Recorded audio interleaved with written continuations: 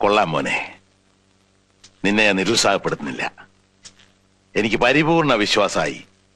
ശ്രമിച്ചോളൂ. പക്ഷെ എന്താ മാർഗം? ഗംഗയെ ചികിത്സിക്കാൻ പല മാർഗങ്ങളുണ്ട്. പക്ഷെ അവയെല്ലാം ചെന്നെത്തുന്നത് പതിവ് സ്ഥലത്ത് തന്നെയാണ്. അതിന് ഞാൻ വേണമെന്നില്ല. ബാല്യത്തിൽ ലക്ഷ്യക്കഥകൾ കേട്ട് മന്ത്രവാദ കളങ്ങൾ കണ്ടു വളർന്നു വന്നതാണ് ഗംഗയുടെ മനസ്സ്. അവിടെ തൂകിപ്പോയ കടും ചായങ്ങൾ ഒപ്പിയെടുക്കാൻ തിരുമേനിയുടെ ഉപകരണങ്ങൾ എനിക്ക് വേണം. പിന്നെ തിരുമേനി എനിക്ക് വേണ്ടി ഒരുക്കി തരുന്ന ഒരു അറ്റ്മോസ്ഫിയർ, മന്ത്രവാദത്തിന്റെ ഒരു അന്തരീക്ഷം. താൻ ധൈര്യമായിട്ട് മുന്നോട്ട് പോയിക്കോളൂ, ഞാൻ പുറകിലുണ്ട്. വളരെ അപകടം പിടിച്ചൊരു ഘട്ടത്തിൽ നിന്നാണ് എനിക്ക് തുടങ്ങേണ്ടത്. എതിർക്കരുത്. ഇന്ന് രാത്രിക്ക് മുമ്പ് ഗംഗ മനസ്സിലാക്കണം താനൊരു രോഗിയാണെന്ന്. ഞാനിപ്പോ ഗംഗയെ അതറിയിക്കാൻ പോവുകയാണ്.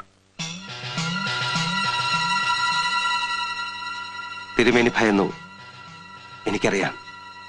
അതറിയുന്ന നിമിഷം ഗംഗ അതിജീവിക്കില്ല. മരണം സംഭവിക്കാം.